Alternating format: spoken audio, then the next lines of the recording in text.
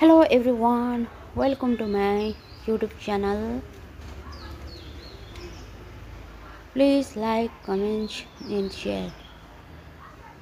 ल आज बनाउन गइरहेको छु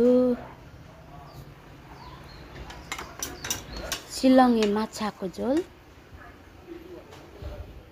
यसको लागि मैले रेडी गरेको छु मसलाहरु। यहाँ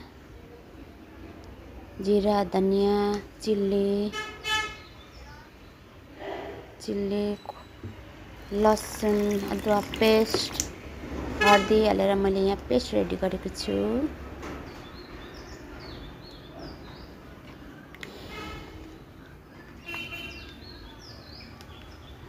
यसमा तपाईले तोरीको पाउडर पनि हाल्न सक्नुहुन्छ। र कराई तातिसकेको छ, यसमा तेल हाल्ने छु।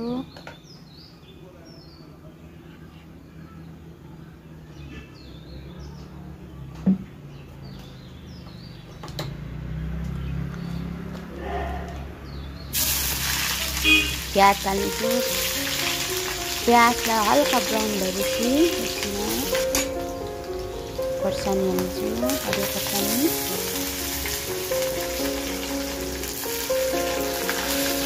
त्यसपछि मैले बनाएको मसलाको पेस्ट हाल्ने छु।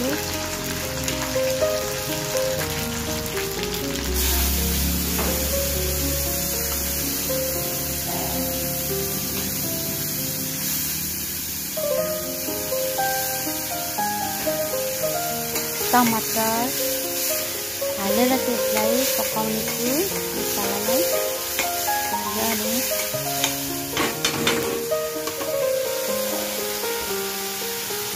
यहाँ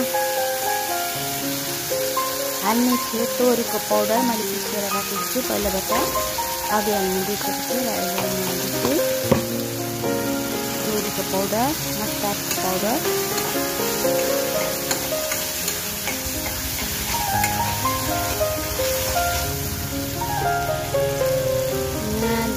तेजपत्ता हाल्ने छु र यसलाई मजाले पकाउने छु। मसलालाई पानी हाल्दै पकाउनुपर्छ ताकि डढ्न नपाओस्। अलिअलि गर्दै पानी हाल्नु पकाउने छु मसलालाई मजाले।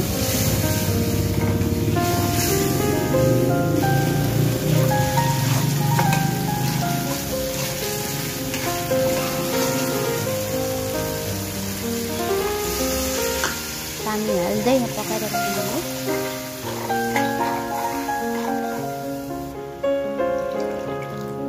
र यसलाई अलिकति पानी हालेर यसलाई माछा हाल्ने छु। माछा पहिलाबाट धोएर मैले राखेको थिएँ। यसलाई फ्राई गर्नु पर्दैन, यसलाई सिधै तपाईले यसरी यहाँ पकाउन सक्नुहुन्छ। यो माछा चाहिँ एकदमै पड्किन्छ फ्राई गर्दा। फ्राई गर्न सक्नुहुन्छ, तर यसलाई चाहिँ फ्राई नगरी पकाउँदाखेरि यो पाकिहाल्छ, टाइम लाग्दैन यसलाई पाक्नु। यसमा नुन हाल्ने छु, स्वाद अनुसार नुन।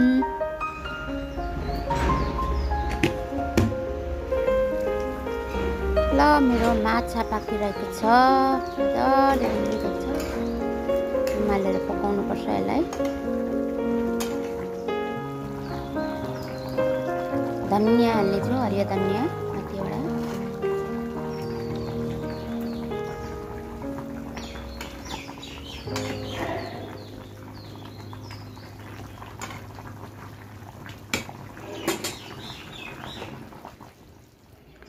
ल मेरो सिलङ्गे माछाको झोल रेडी भइसकेको छ।